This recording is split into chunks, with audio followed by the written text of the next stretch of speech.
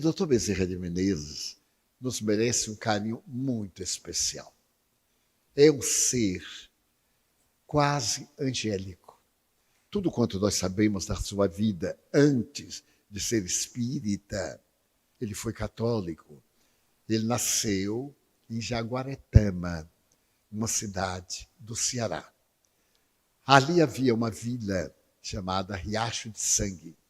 E ele nasceu lá, bem no coração das terras áridas do Ceará. Depois ele veio para Fortaleza com seus pais.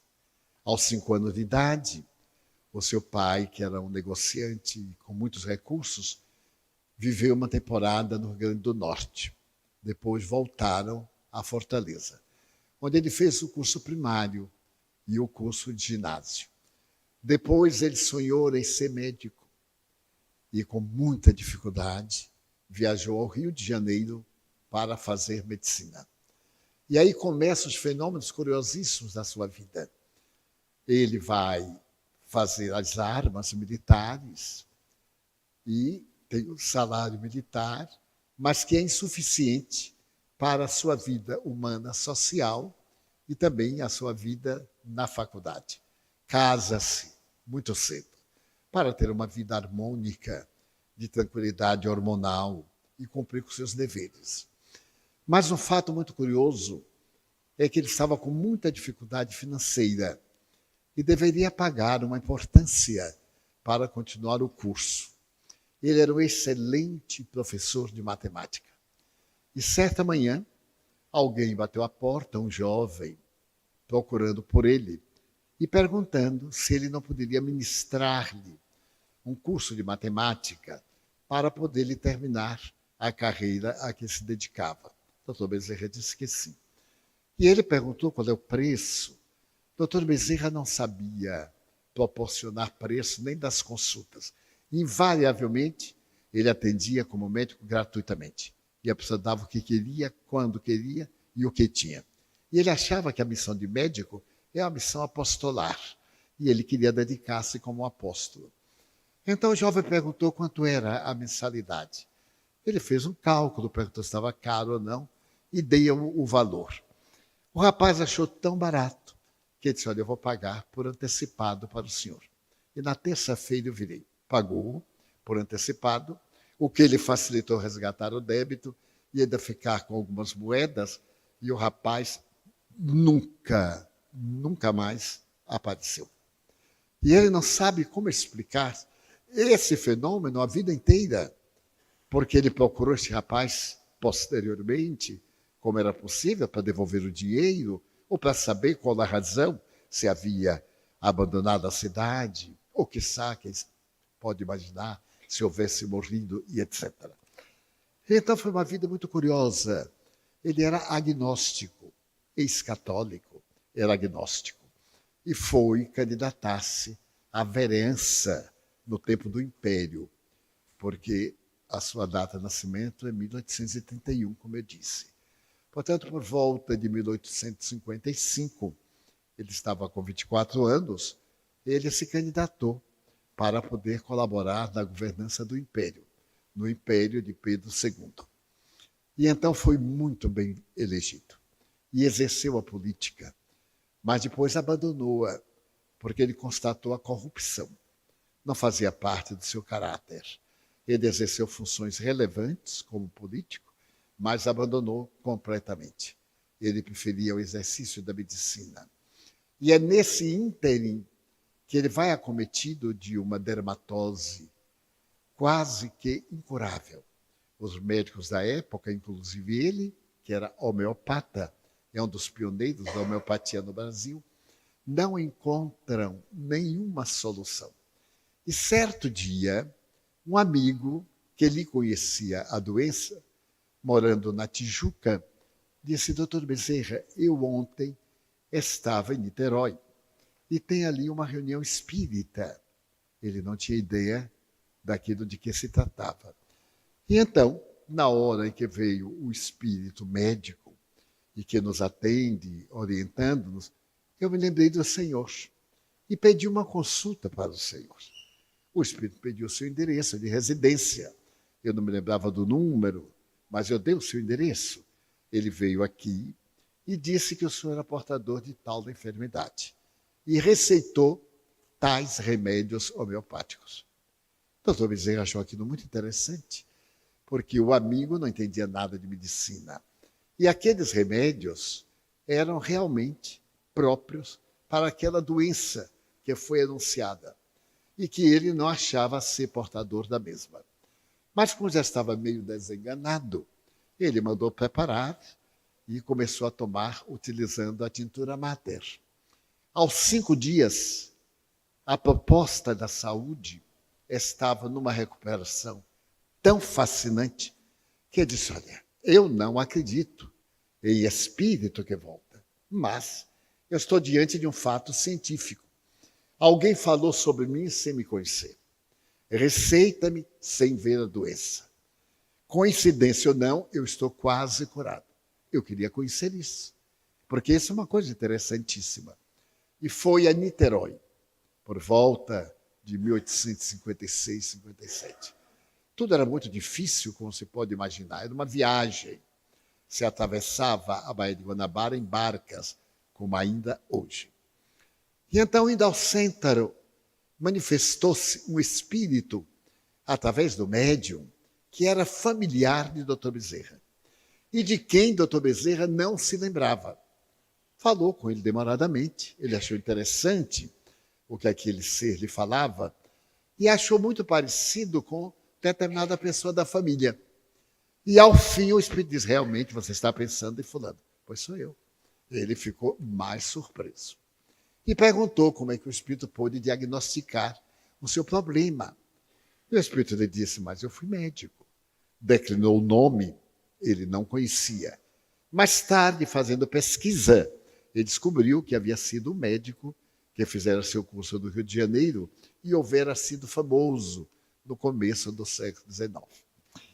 Então ele voltou à reunião. E nas vezes que ele voltou, comunicaram-se espíritos diferentes. E ele ficou cada vez mais surpreso. Como médico, ele achou que aquilo deveria ser uma telepatia, um estado exaltado da consciência, um tipo de histeria, era uma das definições. Uma forma esquizofrênica de percepção. Quando, digamos que 2 meses depois da primeira experiência, ele sai do seu consultório, na rua 7 de setembro, e ainda tem lá um local sobre uma farmácia homeopática, onde ele realizou seus trabalhos. E alguém aproximou-se dele e diz assim, doutor Bezerra, eu tive uma ideia de que o senhor precisava ler este livro. Era uma pessoa que ele não conhecia. E deu-lhe o livro dos Espíritos. Ele achou estranho o livro dos Espíritos, um nome um tanto peculiar. Pegou o bonde, porque para ir da Tijuca, de bonde, era muito longe, e é. E ali no bonde ele foi lendo. E foi sendo tomado de surpresa. Abria ao acaso, é um livro expressivo.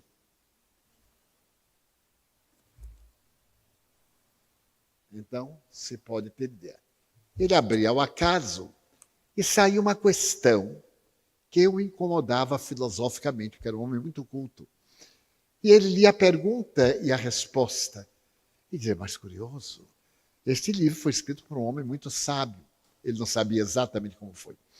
Assim, quando ele chegou à Tijuca, ele disse, bom, tudo que tem neste livro que eu li é exatamente o que eu penso. Se é isso que é ser espírita, eu sou espírita. E aí ele foi ler do começo. E entendeu como é que esse livro foi escrito.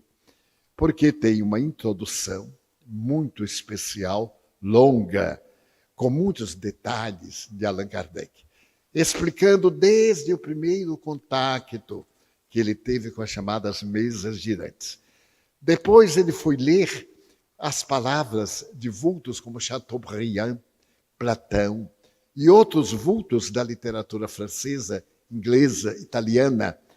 E, ao terminar de ler o livro, ele se considerou realmente uma pessoa que se enquadrava a estes postulados e que acreditava exatamente nisso, sem ter nunca lido. Então ele passou a ler os outros, o livro dos médiuns, o Evangelho segundo o Espiritismo, o céu e o inferno e a Gênese, nessa ordem.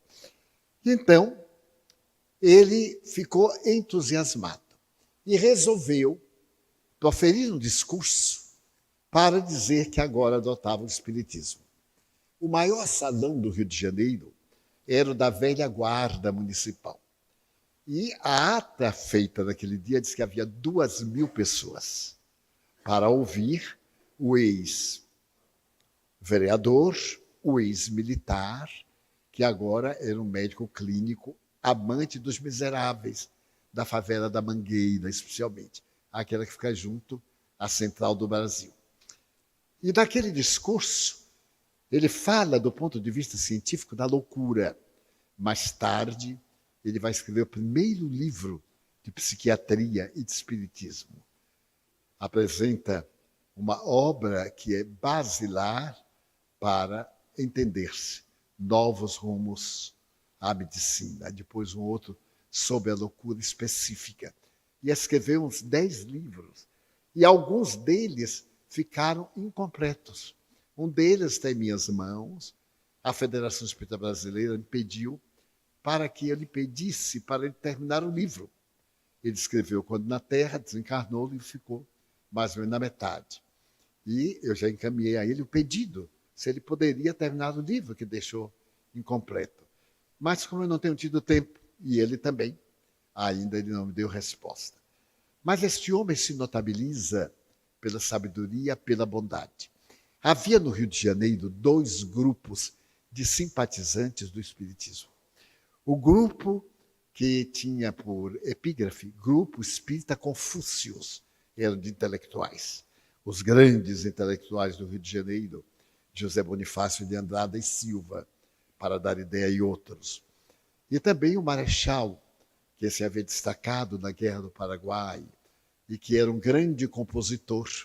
Uma das suas músicas foi cantada aqui, tão longe de mim distante, onde vai o meu pensamento.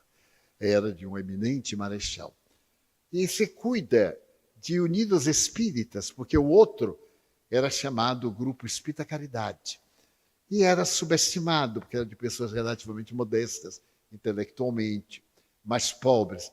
E eram ironizadas como os místicos. Então, os intelectuais, os investigadores, cientistas e os místicos. As pessoas que davam passes, que faziam caridade. Os intelectuais eram muito formais, muito chiques, muito elegantes. Não tinha tempo. E Dr. Bezerra ficou como uma ponte entre os 2 grupos. E se funda a Federação Espírita Brasileira para unir, para fazer que acabe esse preconceito, os humildes, os místicos. Por que místico? Afinal, a palavra mística tem também um sentido muito grandioso, não apenas pejorativo. Quando se diz, ironicamente, isso é um místico. É um idiota, fanático, mas é um místico. É alguém que penetrou no âmbito. Einstein era místico e assim por diante. E ele foi convidado para ser presidente da Federação Espírita Brasileira e conseguiu unir os grupos litigantes. Logo depois, ele terminou o mandato e afastou-se, ficando com o grupo mediúnico. E por volta de 1895, houve desencontros, brigas entre os espíritas. As pessoas mudam de rótulo, mas não mudam de caráter. É interessante. E então, numa sessão mediúnica memorável, o Espírito Guia do Brasil, Ismael, diz através do seu médium, que era notável: batam às portas de Bezerra e digam-lhe que eu estou chamando. Ele foi convidado, candidatou-se e tornou-se também presidente, pela 2ª vez, da Federação Espírita Brasileira. Mas logo depois, ele enfermou depois de um período e pediu licença. E por volta do ano de 1900, a enfermidade dele se agravou. Ele esteve com um problema muito grave de erisipela e veio a desencarnar, muito sofrido, no mês de abril do ano de 1900. Mas a vida deste homem, desse espírito, é uma saga. O que tem acontecido em seu nome, nos trabalhos de caridade e de conduta, são dignos de lendas. e várias obras têm sido escritas. Eu não o conhecia, exceto de informações. Quando eu me tornei espírita, nos anos 47 em diante, não havia muita literatura, era muito parca a literatura. Só havia duas editoras, a editora Allan Kardec e a editora da FEB. A Allan Kardec era em São Paulo, só publicava os livros de Allan Kardec. E a FEB, a Federação Espírita Brasileira, era a editora que publicava os clássicos, as traduções, e também os livros dos médiuns, Chico Xavier, Zilda Gama e vários outros médiuns eméritos na psicografia. E eu via muito falar sobre o Dr. Bezerra e não tinha altura mediúnica para manter contato com uma entidade deste nível. Mas certa feita, eu me encontrava em São Paulo, na União das Sociedades Espíritas de São Paulo. Eles me haviam convidado para um debate com os espíritas paulistas. Depois de meditar muito, eu aceitei. E no domingo pela manhã foi realizado esse debate que nós temos gravado até hoje. E foi muito curioso, porque eram partidários diferentes, opiniões diferentes, teorias diferentes, e cada qual trabalhava, lutava pela sua tese. E me fizeram as perguntas, eu fui respondendo. Respondendo à medida do possível. Aquelas que eram mais embaraçosas, eu ouvia uma voz muito meiga, diferente das vozes que habitualmente eu escutava. Era uma voz meiga, pausada, com uma tonalidade diferente. E eu fiquei surpreso, porque era a primeira vez. E pensei que, face à magnitude, os bons espíritos haviam convidado um especialista naquela área, que não era minha, eu sou médico, não tenho diploma nenhum, para responder. E ao fim, quando todos terminamos, ele disse assim, por que você não faz uma prece final, Divaldo? Eu digo, não me custa. Eu me concentrei e perdi a consciência. Quando eu voltei ao normal, estava gravada uma mensagem do Dr. Bezerra de Menezes. Ele fez a prece, dirigiu algumas palavras aos espíritas, e então firmou-a verbalmente, porque foi por incorporação. E eu fiquei muito preocupado, porque não me sentia em condições. O aparelho deve ser preparado para a mensagem que vai apresentar. Indo ao Uberaba, eu me lembrei, e Chico, que era o médium dele, o médium oficial, eu disse, Chico, eu ando tão preocupado. Você imagina o fato. Ele disse, mas meu filho, qual é a preocupação? Ele diz que sou muito jovem, inexperiente, não posso ser instrumento da talha de um espírito como o Dr. Bezerra. Ele disse, pois bem, se lhe agrada, eu vou perguntar a ele.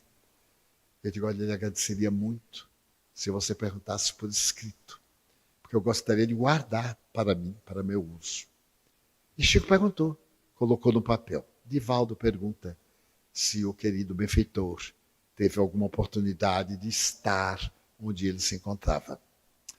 E ao fim veio uma mensagem do Dr. Bezerra, ele colocando como título Confirmação, narrando que se sentiu comprazido em poder falar aos amigos de São Paulo, do Paraná, do Rio de Janeiro, que estavam naquele conclave.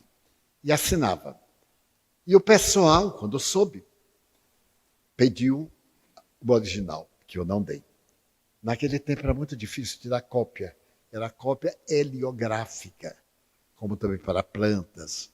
Eu tirei umas cópias heliográficas e forneci à USE, a União Social Espírita de São Paulo. E eles publicaram o livro das perguntas, da entrevista, e a mensagem do Dr. Bezerra confirmando. A partir daí, periodicamente, Dr. Bezerra veio a incorporar. Há uns 50 anos, eu faço parte do Encontro Nacional de Estudo da Doutrina. É um encontro com todos os presidentes federativos do Brasil, na FEB, ora no Rio, mais tarde em Brasília, a partir de 1957, quando Brasília foi fundada. E então, numa dessas vezes, logo no começo, ele veio comentar os estudos que haviam sido feitos. E ficou uma coisa formal. Desde então, eu sempre vou ao sábado à tarde ou ao domingo pela manhã, na expectativa de ele analisar o que ocorreu com a minha ausência. Então ele vem, faz a abordagem, que é publicado mais tarde em Reformador. E foi dessa forma que eu conheci o Dr. Bezerra de Menezes. Os anos se passaram e ele, vez que outra, também me aparecia. Eu estava, certa feita, psicografando o livro sobre o Carnaval. E ele é um dos personagens centrais. E durante a psicografia desse livro, de Manuel Filomeno de Miranda, eu me tornei mais próximo dele, porque toda noite ele vinha para acompanhar a escrita. E lhe fiz muitas perguntas, porque é um ser venerando. A primeira pergunta que eu lhe fiz foi esta: o que é que o senhor sentiu quando morreu? Eu tenho um pequeno fichário de perguntas a espíritos variados. O que é que você sentiu depois de morrer? Que é um futuro livro de enquete para ouvir opiniões. Porque cada um de nós é um universo. Cada um de nós é um ser especial. O que é que cada um sentiu? Eu já tenho mais de 200 opiniões. Então, naquele tempo eu datilografava, arquivava, guardava e continuo perguntando. Agora eu digito, arquivo e guardo. E eu perguntei: como é que o senhor sentiu, doutor Bezerra? Ele me disse: meu filho, morrer é maravilhoso. Eu disse: Ave Maria. É maravilhoso para ele que já morreu, mas para mim, eu não estava nada inclinado em morrer. Bom, então ele me contou o seguinte: a febre estava muito alta. Eu estava no semidelírio. Então eu me via, ele desdobrou, eu me via arquejante. E então o meu médico disse: ele não passa da noite de hoje. Eu ouvi. E então o corpo em frangalhos, a dificuldade respiratória, as dores, a inchação das pernas e todos esses sentimentos de angústia, as minhas memórias, porque ele teve um filho que era psicopata. Mas em verdade era um obsidiado. Está narrado em um livro nosso, o último momento desse filho com ele. E ele contou a Filomeno de Miranda e Miranda escreveu. E ele tinha um amor por esse filho que ele nunca viveu. Era um psicopata, talvez por efeito de atos do passado. E ele sofria muito porque ele curava gregos e troianos. Psicopatas que eram levados amarrados a cordas. Ele dizia desate, liberava. E o próprio filho, ele não conseguia nada. São as leis divinas que nos escapam. E ele estava um dia numa sessão mediúnica, quando os benfeitores trouxeram o obsessor do filho. E ele conversou com o obsessor. E então o espírito disse: olha, eu estou vindo aqui porque sou trazido pelo espírito Ismael. É o guia espiritual do Brasil. E ele diz que seu filho já resgatou. Então eu vim lhe pedir perdão pelos sofrimentos que causei a você e a sua família. Eu não vou voltar mais lá. Mas o nosso convívio tem sido tão grande, numa simbiose, que no momento em que eu o deixar, ele morre, pela falta do meu tônus. Assim que terminar a sessão, vá urgente para vê-lo nos últimos estertores e para ver o seu filho lúcido uma única vez. Ele ficou angustiado, terminou a sessão, ele viaja para Tijuca e quando ele chega, a esposa grita: Adolfo, nosso filho recuperou a saúde. O rapaz estava sentado à cama, conversando com a mãe, absolutamente lúcido, mas sem ter ideia da vida inteira. Ele não lembrava de nada. Ontem que ele estivesse com uns 32 anos, era fatos daquele momento. Ele sobe a escada correndo e o filho olha para ele assim: papai, fala um pouco, diz assim: não posso ficar. Estava esperando o senhor, adeus, e cai morto. Então ele conta isso, se pode compreender a dor de um pai. E ele então me havia narrado isso. Você pode imaginar? Eu ter o filho doente, gritar a noite inteira, nós não podemos dormir. Durante o dia ele dormia, à noite. Tínhamos que mudar de casas, porque os vizinhos reclamavam, era natural. Então, Divaldo, eu fiquei olhando o meu corpo e vi chegar meu filho. Meu filho querido chegou. Eu então perguntei, o que faz aqui? Venho buscá-lo, papai. E a mãe de Jesus manda que a sua intermediária venha recebê-lo. É o Espírito que se comunica em nome de Maria. A jovem Celina é o nome do Espírito. Celina vem com uma coorte de espíritos nobres, o corpo desfalece e ele recupera perfeitamente a lucidez. Como se tivesse saído de uma jaula para a beleza do mundo. E foi levado para uma comunidade espiritual. Então, Celina me deu as boas-vindas, em nome da espiritualidade, e me fez dormir. Quando eu acordei, não me lembro a hora, eu escutava vozes. E Celina ao meu lado. Então ela disse, agora, doutor Bezerra, a sua mulher, ele casou-se 2 vezes, a sua mulher vem estar com o senhor. E veio a primeira esposa. Ele diz assim, não se pode definir as sensações dos reencontros. E quando veio a primeira mulher e o abraçou, ele lembrou que casou em segundas núpcias. E ficou assim um pouco constrangido. Ele me disse assim, perdoe-me se eu não pude ser fiel.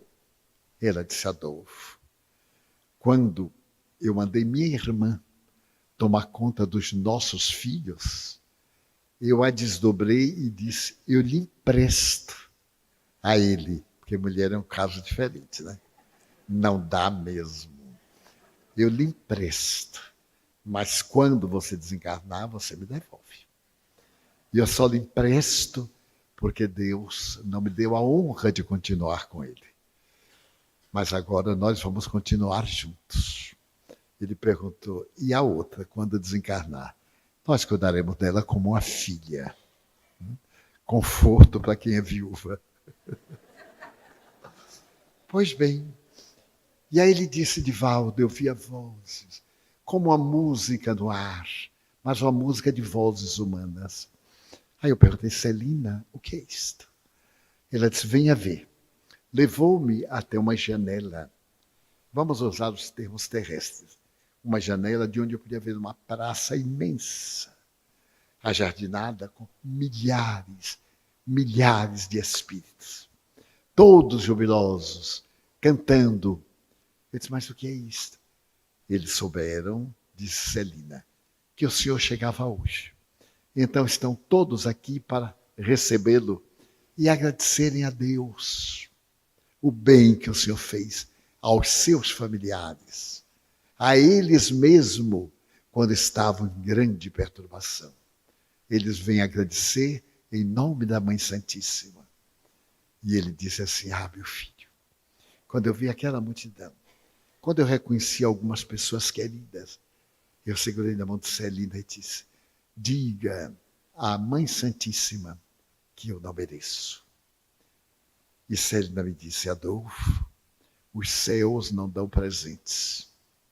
Os céus compensam o esforço de cada um.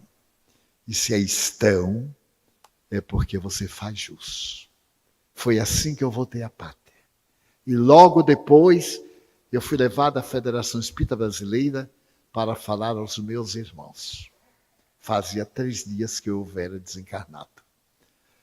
Eu então fui pesquisar e pedi ao encarregado dos arquivos da FEB para ver se por acaso tinha alguma ata, alguma coisa. Porque na federação toda a sessão mediúnica era trasladada para a ata. Nós também fazíamos isso no passado. Hoje, com gravadores, é muito mais fácil. Sim, lá estava a mensagem dele, contando como é que desencarnou, etc. E o Dr. Bezerra se tornou um ícone do mundo espiritual. Mas quando ele estava ainda encarnado, ao fazer o seu discurso de adesão à fé, um irmão lhe fez uma carta, mostrando o engano pelo fato de serem demônios que se comunicavam. E falou em nome da sua fé católica. E na parte final da carta diz: é um grande desgosto que você dá à nossa família cearense, porque os Bezerras de Menezes, há muitos descendentes hoje, somos fiéis católicos da verdadeira religião. E ele então responde ao irmão através de uma outra carta. Carta essa que se transformou num opúsculo de 80 páginas, mostrando a diferença entre uma e a outra crença, com todo respeito pela outra crença, porém, filosoficamente, mostrando e apresentando a visão do Evangelho de Jesus. E é um monumento à carta do Dr. Bezerra. As razões do seu cepticismo como médico, de ser um homem que pesquisava a verdade, as visões da mediunidade, os fatos, não tem uma explicação chamada natural, exceto a explicação da interferência dos espíritos em nossas vidas. Ele falava alguns idiomas e muitas vezes ele se utilizava de médiuns ignorantes, totalmente analfabetos, e dialogava com os espíritos em francês. E o espírito respondia à altura, não apenas questões vulgares, mas questões de filosofia, que ele antes formulava e colocava em xeque, porque a doutrina espírita é uma doutrina da lógica, da razão. E no dia que estiver em erro apontado pela ciência, diz Allan Kardec, nós abandonamos este ponto e seguimos a ciência. E assim, fomos ficando conhecidos do Dr. Bezerra. Com o convívio com Chico Xavier, me contava também várias das suas experiências, da bondade do Dr. Bezerra. E vou contar um fatozinho de humor. Em 1940, Chico Xavier emagreceu muito, muita dificuldade financeira, e naquela época agraçava a tuberculose. E ele ficou tuberculoso. Era chamada peste branca. Ainda não se havia descoberto o ácido próprio para atender e matar o bastonete de Koch. E ele estava muito mal, muito mal. Então sentou-se na porta da cozinha da casa da sua irmã, Dona Luísa, que era a única da família que ajudava o Chico. E ficou ali esperando a morte, porque estava tão fraco. De vez em quando a tosse, um pouco de hemoptise. E muito pobre, não havia hospitais. Belo Horizonte, nessa época, era famosa pelo clima. Então, era uma cidade que recebia muitos tuberculosos. Havia vários sanatórios. O clima da cidade, o clima frio na época. E ele estava planejando ir a Belo Horizonte. Ficar uma temporada em casa de alguém. Mas, nesse momento, chega o espírito Sheila e pergunta o que é que ele tem. Chico, o que é que você tem? Ele disse, Sheilinha, eu estou para morrer. E gostaria de lhe pedir, se eu desencarnar, você me recebe? Porque eu não tenho méritos, eu receio não ser bem recebido no mundo espiritual. Ele disse, Chico, eu não posso, porque eu tenho agora um compromisso, já assinalado com Emmanuel.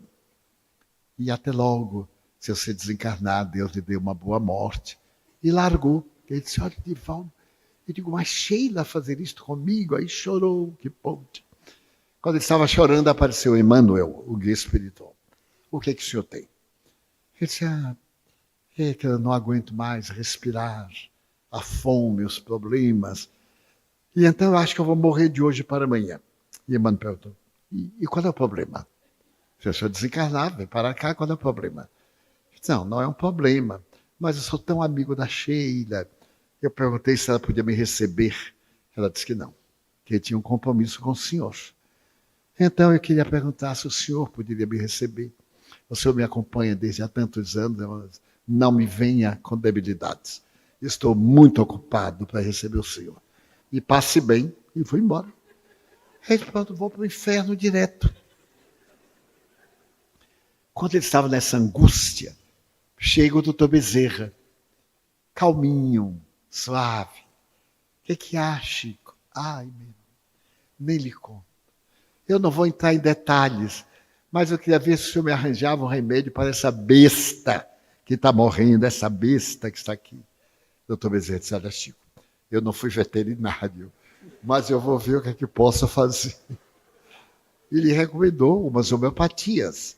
E a verdade é que ele sarou completamente e veio a desencarnar muitos anos depois, com a idade profética de 92 anos. Então é interessante a forma dos espíritos se comportarem no além. Nesse tempo, ele atendia a receituário. As pessoas escreviam, e então eram 500, 600 cartas por semana.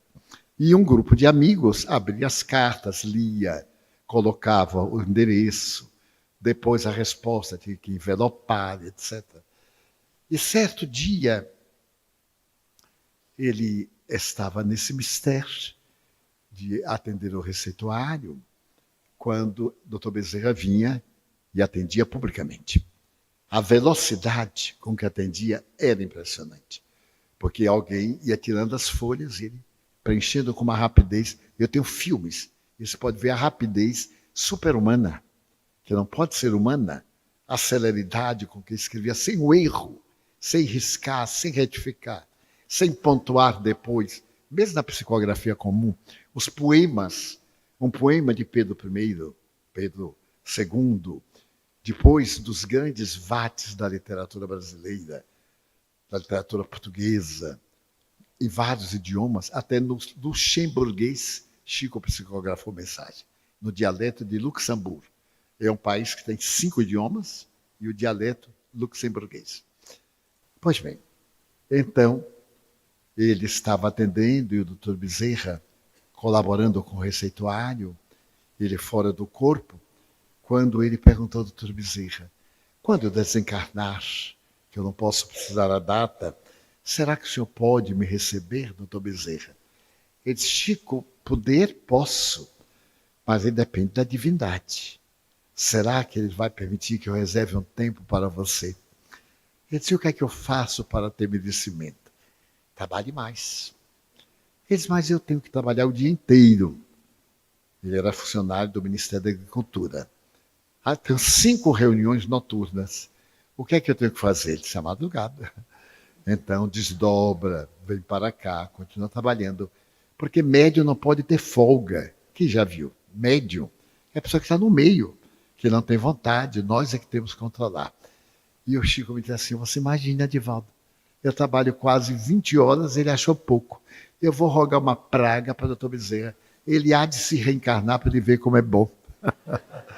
Era a vingança do Chico, como ditado, que o meu presidente sabe muito, com muitos paus faz uma cangalha.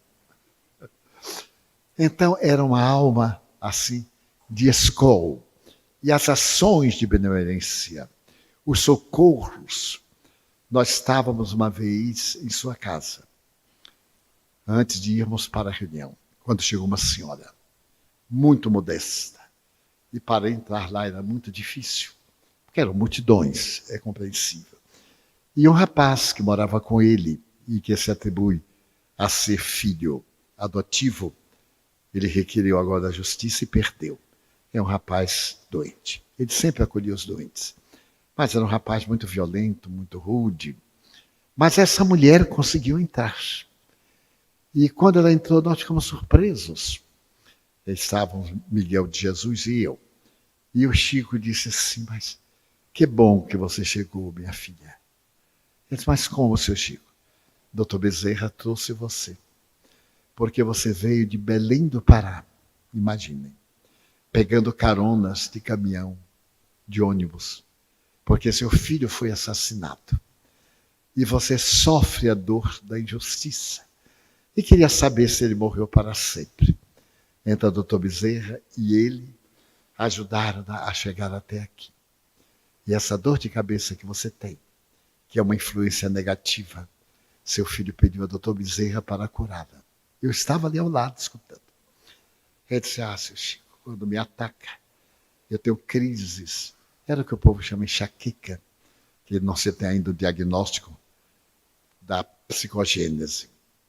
Então o Chico disse assim, vamos dar um passe, né, de volta. Porque os passes fazem milagres. E eu disse mentalmente, tomara que ele não me peça. Porque o meu não faz nada quanto mais milagre. Ele riu e disse assim, não, o que é dado com amor é compensado. Você vai dar um passe. Eu digo, olha, Chico, eu ando muito gripado ultimamente. Ele disse, vai ser bom, porque você vai se concentrar, os bons espíritos vão ajudá-lo e você fica também melhor. Eu digo, tá bem. E aí comecei a aplicar o passe na senhora. E vi as duas mãos da doutora Bezerra, quase que níveas, gotejando essas luzes de prata, de fogos de artifício, quando cai aquelas bátegas.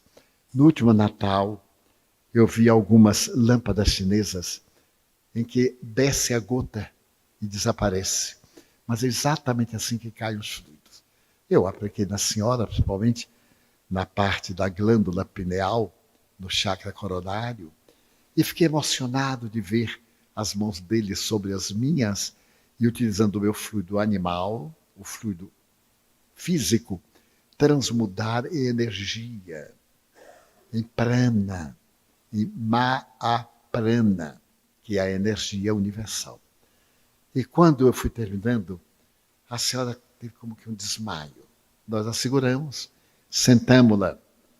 E eu Chico disse assim, pode ficar tranquila, minha filha. Você vai ficar boa. E ela disse, sou Chico. Que alívio, sou Chico. Era se tivesse um prego apregado aqui. De quando em quando alguém batia e entrava mais. E aí começou a chorar. Todos nos comovemos.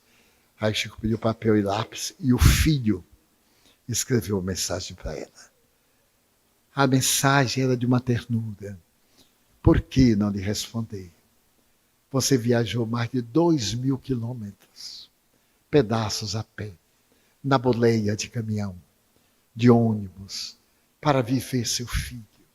E aí começou a falar sobre a maternidade, sobre ela, a ternura, e deu uma mensagem tão rica, digna de um estudo parapsicológico. E deu para ela. Ela então disse assim, sou Chico, são papéis de jornal.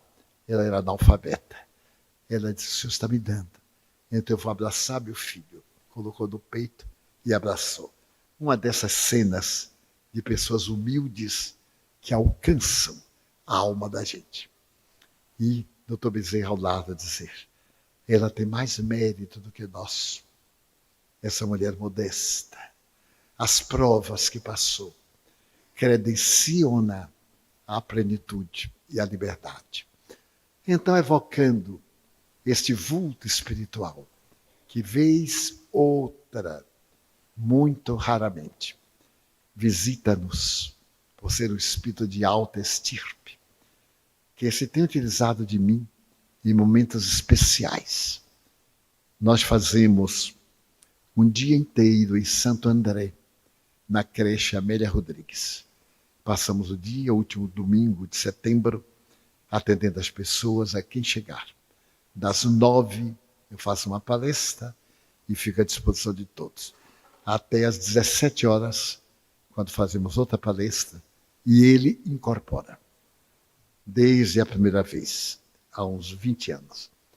Também em Vitória da Conquista, quando termina a semana, numa dessas semanas, há uns 10 anos, me foi solicitado fazer a prece de encerramento. Eu me levantei e comecei a fazê-la. No meio da prece, ele incorporou.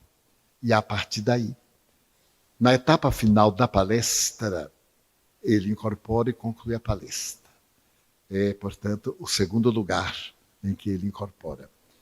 O terceiro é na Federação Espírita Brasileira. Há uns 40 anos, ele incorpora na reunião final do Conselho Federativo Nacional.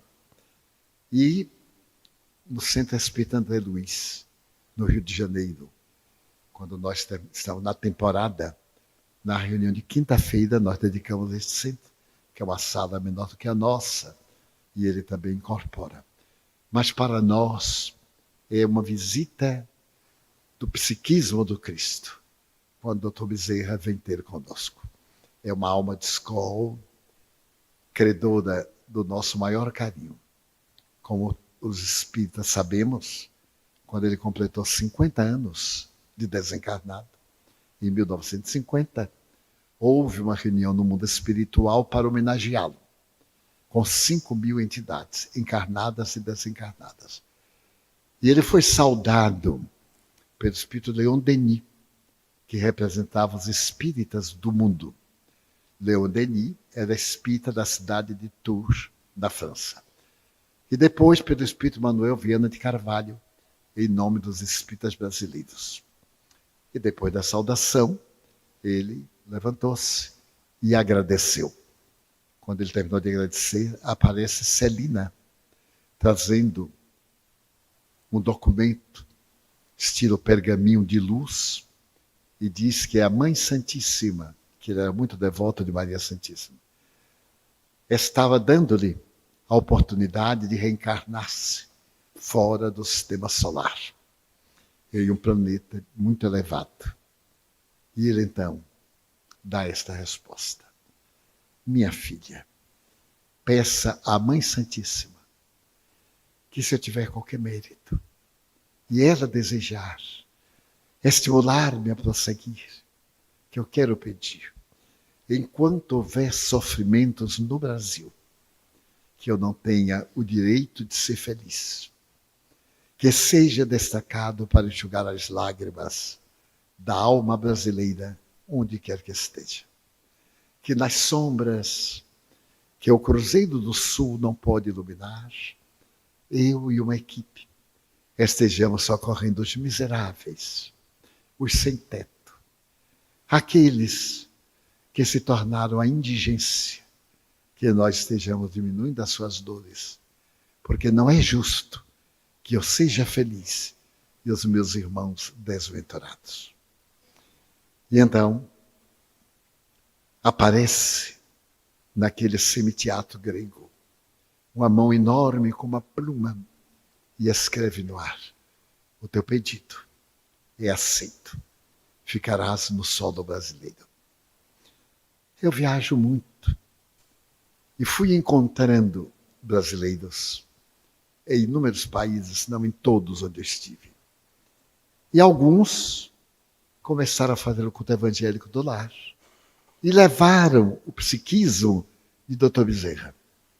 Todos onde eu estive, 71, Dr. Bezerra é amado pela ternura dos brasileiros. Os centros dão-lhe carinho, reverência e respeito. Quando ele completou 100 anos, no ano 2000, ele foi novamente homenageado. E então ele disse: enquanto a América Latina estiver numa posição de padecimentos e não se encontrar equiparada às grandes nações do mundo, eu não tenho o direito de ser feliz. Rogo à Mãe de Jesus que me permita ficar socorrendo os não desenvolvidos. E foi atendido. Então esta é a prova, e aquele que perder a sua vida, que a der, ganhá-la. Aquele que a tomar, perdê-la, como disse Jesus. Então, numa síntese muito tosca, este é o exemplo deste ser fantástico, que vive no além, poderia desfrutar das grandes realizações e regalias do reino da luz e prefere viver conosco, nossas tricas, nossas pequenezes, sair da psicosfera sublime para intoxicar-se com a nossa psicosfera ainda de pequenezes, de necessidades imediatas, com uma infinita ternura. Nós temos um livro publicado pela Federação Espírita Brasileira, das comunicações que ele deu na FEB. Chama-se Amor, Sempre Amor. Então, nesta noite, que nós estamos diante do quarto poder, que é o poder das facções de bandidos, que o nosso bairro está tão afetado pelas revoluções do ódio, pela dominação das drogas, Porque estes pobres são muito infelizes. Não são eles os chefes das drogas. Alguns deles estão em altíssimos postos do país, no mundo inteiro. O FBI demonstra que esses são as mulas, os pombos que levam a carga. Mas os grandes facínoras estão no poder, fazendo leis absurdas. Nas alfândegas, prendendo às vezes pessoas ludibriadas, que são contratadas para levar uma droga a Portugal, a Paris, para ganhar 10 mil reais. E arriscam a vida e são presas. Porque tudo isso é um conchavo. Eles notificam a aduana. Porque uma amiga minha foi gerente da Varig em um país europeu. E então, ela sabia, quando vinha uma dessas mulas, pessoa contratada, a polícia do Brasil informava. Como é que a polícia podia adivinhar? Porque a pessoa foi preparada para ser presa, fazer um escândalo, dar a impressão que todo mundo estava vigilante e passarem as altas cargas pela alfândega, sem ninguém ver. Em São Paulo, ficou célebre a máfia das malas perdidas. O indivíduo entrava com 5 malas, na hora da saída saía apenas com uma. As outras, os funcionários da rede separavam. Por isso que a droga entra com maior facilidade. E o Brasil, infelizmente, é corredor da droga do Paraguai, da Bolívia, da Colômbia. Por isso, muitos países, como a República Dominicana, existe visto de brasileiro. Como o México exigia, agora parece que não, até há 1 ano. E a fiscalização no brasileiro era humilhante. Mas porque tudo era oficial. Então, quando nós vimos esses casos assim, foi preso uma senhora, foi preso, um escândalo levando droga. Coitadinho. Foi tudo combinado, porque aí distrai e passa um barco de droga. Um submarino deixado próximo das praias. E as organizações pescam. Então, esses pobres que se matam e que usam, são manipulados pelos poderosos que não usam, que estão com um grande status no mundo. Então, ontem e hoje, o nosso bairro foi afetado porque teria sido assassinado um jovem irmão de um chefe de uma gangue. E o rapaz não era usuário, procedia bem, diferente do irmão. E então o irmão estabeleceu que enquanto não matar o que matou seu irmão, que eles estarão alerta contra aquele grupo que cometeu o crime. Mas isso, afinal de contas, não é nada, porque quase todo dia tem um assassinato, tem 2. Vamos orar por nós, por eles, pelos chefões, para que não se comprometam tanto. Por esses chefões, chefetes, e por aqueles chefões poderosos, os grandes poderosos, que em verdade administram a droga no mundo inteiro, numa das organizações mais perfeitas que existem.